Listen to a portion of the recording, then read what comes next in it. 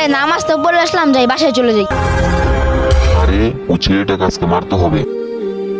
এই ছেলে দাঁড়াও। কি হয়েছে ভাই বলেন। এখন তুমি কোথায় যাচ্ছ? ভাই নামাজ পড়ে আসলাম, তাই বাসায় যাচ্ছি। ও, নামাজ যেহেতু পড়ে আসছো তাহলে তো তুমি মুসলমান। জি ভাই মুসলমান। তুমি যে মুসলমান তার প্রমাণ কি বলো? জি ভাই আমি তো মুসলমান, আপনার কি প্রমাণ চাই বলেন, আমি দিতাছি। ঠিক আছে, তুমি যদি মুসলমান না তাহলে পুষ্কুনিতে যা লাভ দাও। ঠিক আছে ভাই। এই তো এখন মরবে। আর ওটা রাকিব ভাই পুকুরে লাভ দেয় কেন, যাই দেখি তো। এই রাকিব খাড়া খাড়া খাড়া। জি ওয়ালিদ ভাই বললেন। দাঁড়া, তোর লগে কথা আছে। এই রাকিব তুই পুকুরে লাভ দিস কি লিগা? বুঝছেন ভাই, আমি একটা ভাই আছে মুসলমানকে তার প্রমাণ চাই, তাই আমি পুকুরে লাভ দিতাছি। আরে কোনো খাঁটি মুসলমান তো এই কথা কবে না। এই রাকিব তুমি আমার সাথে আসো। কে ভাই? তোমাকে আমার সাথে আসতে বলছি না, আসো। বুঝতে ভাই, ওই ভাইরা আমাকে কথা বলছে।